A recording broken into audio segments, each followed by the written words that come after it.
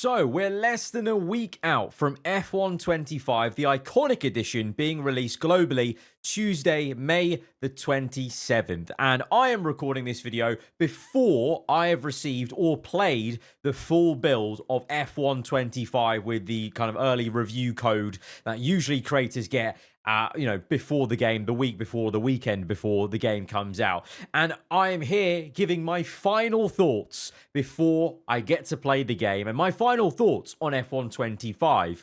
And let's address the elephant in the room. There has been no preview build and no preview build content from me, from your favorite creators, from anyone or any journos or whatever. There's been no preview build for this year's F1 game. Now, there's no obligation for them to give us one. Other games don't always do a preview build. A lot of games, they maybe do an early kind of beta, maybe a public beta, which you can stream or record. Your Call of Duties do that. Maybe other games might get creators in for an early play and, they can release that. I remember Kingdom Come Deliverance. I think a bunch of creators got to play that like a month early and they gave their thoughts. And that was kind of a similar thing with F1 25. A bunch of us got invited to Codemasters HQ in Birmingham, what was it, last month? And we didn't get direct capture, but we got over the shoulder capture of F1 25, which, by the way, now actually I'll start playing it right now in this video. We've finally gotten some of the raw capture from what some of us played on that day. So the gameplay you're seeing right now is actually some of that random little time trial play that a bunch of us played back in April on a very early build or an earlier build of F1 25. But most of this is, kind of the basically what we captured over the shoulder with a camera pointed at the screen. So, that's what we've got, and that's, in tying with other games. There's no obligation, there's no right for there to be a preview build, for creators to get a preview build, to, upload preview videos. It's just because, maybe we've been spoiled a little bit with the last 4 years. We've always had a preview build, basically. Maybe they've done this to, keep an air of mystery around the game, maybe. Maybe it's a different marketing approach from EA, but I feel like that only works when there's trust there, when the last game doesn't have glaring issues that you need to kind of tell the consumer you fixed or show them you fixed, and let's be frank, they have addressed quite a few of them. We addressed them in those videos where I got to play the game early. They've addressed the handling. In my opinion, I won't be talking about the handling when the game comes out. For me, it's in a good place. I want to get on with it and play the game and talk about other things to do with the game. They've maybe address the driver transfers. We now know icons will be signed by AI teams. We know there's a slider option to increase the volatility of transfers. So I'm hopeful that that is going to be enough to generate enough driver transfers season to season and for it to be way more exciting than it was in F1 24. Obviously, there's maybe a tinge of skepticism of how good that's going to work. Let's see. But what they haven't addressed, and what I'm not fully convinced of, is the wheel-to-wheel racing versus AI and how the AI are in general.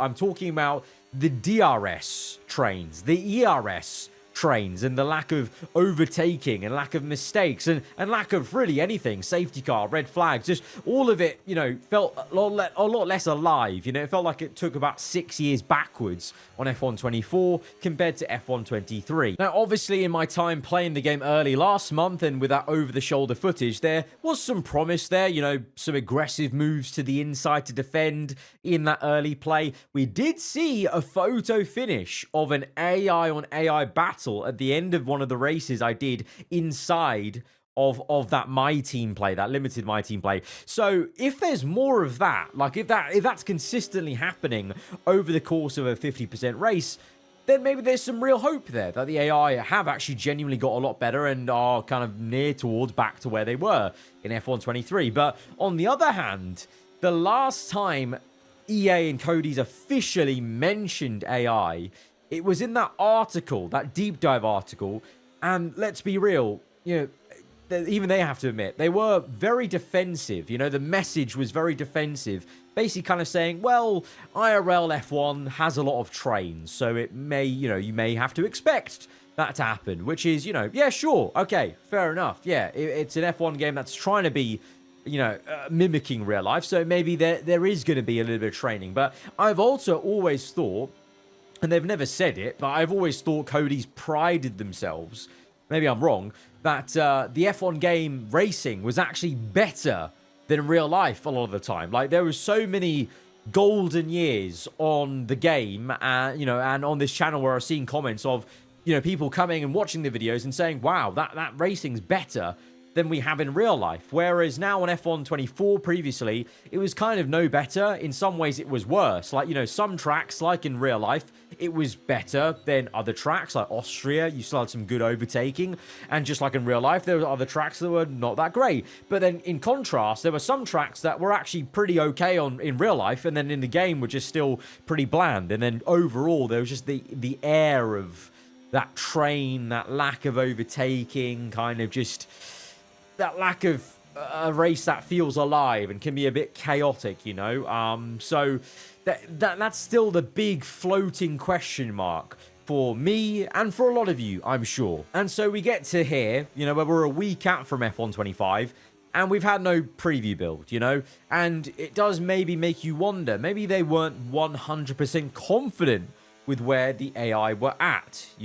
I and other creators, maybe to the detriment of not having a preview build, we kind of openly spoke about wanting to test the AI in the preview content, like really put it through its paces. Like, maybe the thoughts from their perspective of us all saying, oh, we want to test it.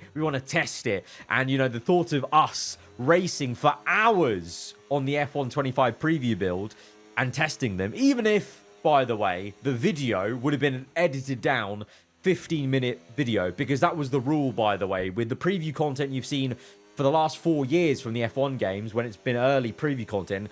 The rule, the kind of agreement, the handshake was that we would get the build, but we could only upload 3 15-minute videos, and so it would be highly edited videos. But even if that was the case, obviously, to actually record for the videos, we could play the game for hours. And maybe they were a little bit worried. I'm just speculating, obviously. I'm not trying to put words in their mouth. But the speculation is maybe that notion of us playing the game for hours and testing the AI for hours maybe would have kind of shown completely maybe the AI weren't as good and improved as we were hoping, and that would come out in the videos potentially. I don't know. It's really hard to tell, because like I said, on the other hand, and as some of you guys pointed out in the comments when I brought this very point up in my last F1 25 video when I played the F1 movie a little bit early, and very, very, very fair point. There is no obligation, there is no contract, there is no rule, there is no, there's no obligation for them to do a preview build. They can do what on earth they want with how they go about marketing the game, previewing it, and stuff like that. And this might just be, a different route to go. It might be a more traditional route to go with marketing this game, like they used to do in years gone by, like pre-COVID maybe, is there's no preview code to your computer and game console at home. It's more about the old school style. You go to an event, you maybe jot down some notes, take some photos, take some over-the-shoulder videos, and that was it. Because for many years, if you've been with me for a while now, pre-2019, you well know there was all those events. Like I used to, sometimes get footage over the shoulder at E3. Remember E3 as an event? I would be out in LA getting a chance to play F1, and I'll do some over-the-shoulder gameplay of my time with F1 at E3, or there would be an event that Codemasters used to host, and you would get maybe some capture from there. So it's not like a new thing of them doing something like this. It's kind of almost reverting back how they used to do it. So maybe it's just an old tactic from EA now to mix it up a little bit. And to be fair, you have to admit, maybe it's working, because I don't know about you guys, I'm gagging to play F1 25. I'm gagging to see F1 25. Even as a creator, I want to see other people's videos of F1 25. I want to be able to make these damn videos on F1 25. I've been plodding along, I will fully admit, for the last couple of weeks on this channel, kind of almost like, oh, okay, there are a couple of, gaps in my schedule, because I'm not playing the outgoing F1 game. God knows, I do not want to play F1 24. Ironically, I did boot it up literally yesterday for a video, but that was a very unique video where it was very much not even about the F1 content. But so I've been very absent from my usual F1 content, my usual bread and butter. And I'm sure those of you who like my career mode content from the EA Codemasters F1 games have also been missing it. And I appreciate that. And it's not long to go now, but maybe this tactic is working because I am so hungry to play this game now and make videos. And maybe some of you guys are hungry to see videos and whatnot. Maybe it's working how EA intended in terms of a new marketing approach, a different one to the last couple of years, where there's not much content out. Like, if you search YouTube, there is not a lot of F1 25 content, like gameplay content out there, compared to maybe this time last year for F1 24. And in a way, maybe for them, maybe for the game's sake, that's a good thing. You know, before in years gone by, it was kind of, you know, a drip feed sort of thing. And when the game came out, then it was a mad rush. And maybe that's what they're trying to go for.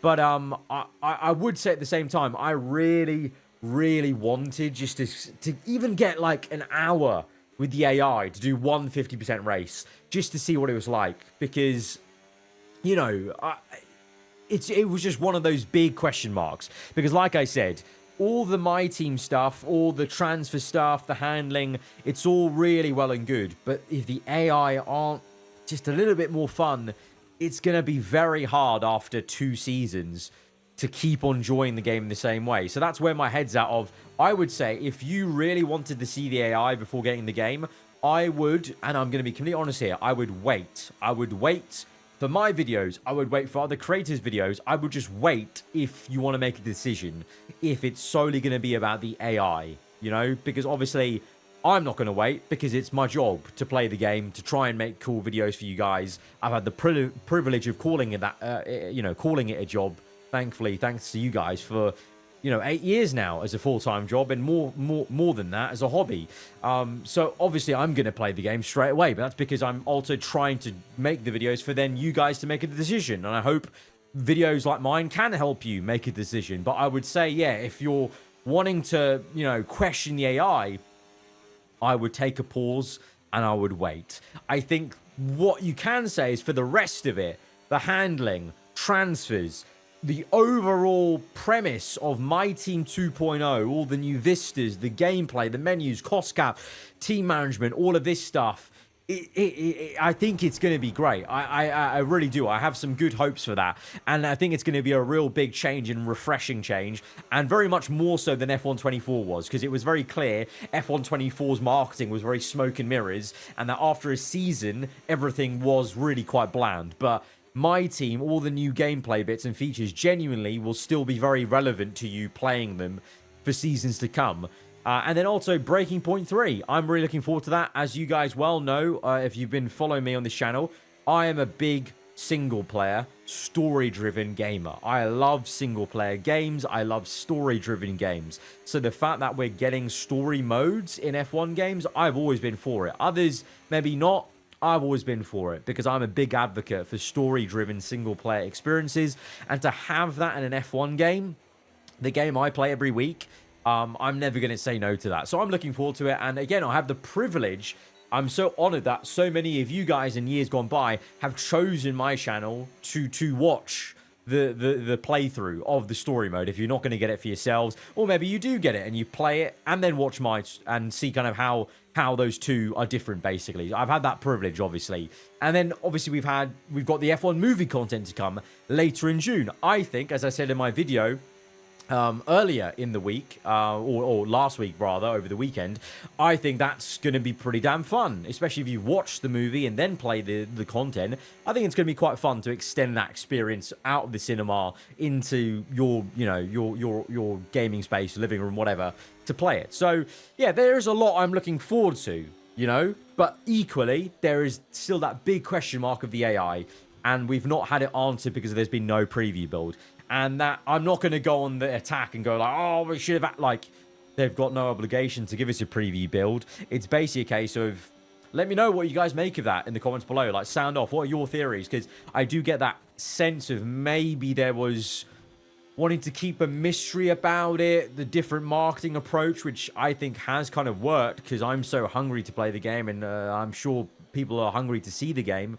But then at the same time, it would have been it would have been a confidence booster for me, from my perspective, if we were able to play just even 150% race to see the AI in action. But maybe, honestly, actually, I've just thought about this on top of my head.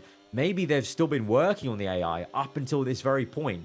And maybe like the last patch before the review code comes out, maybe that's the final bit of work they've done on AI to really try and improve it as much as they can. So that could also be another way it's going. But that's kind of my thoughts then. My final thoughts on F1 25, because I think I'm fine in saying this. The embargo for Breaking Point, the first 2 chapters, is tomorrow, Friday. So be on the lookout for that. My first F1 full game, F1 25 content, is tomorrow with Breaking Point. And then we can upload anything from that Tuesday, May 27th. So that is going to be my team and, you know, the rest of Breaking Point, etc. So look out for that. It's not long to go. So this is my final video on this channel before you get my first F1 25 video. So I wanted to make it because I saw people DMing me on like Instagram, asking in the comments or replies to my story because I recently played F1 25 for like a different unrelated shoot. You know, I was seeing comments obviously in the F1 movie video I did about the preview build, so I thought it was only fair to make a video about it to kind of give my final thoughts and to acknowledge just to you guys there is no preview build.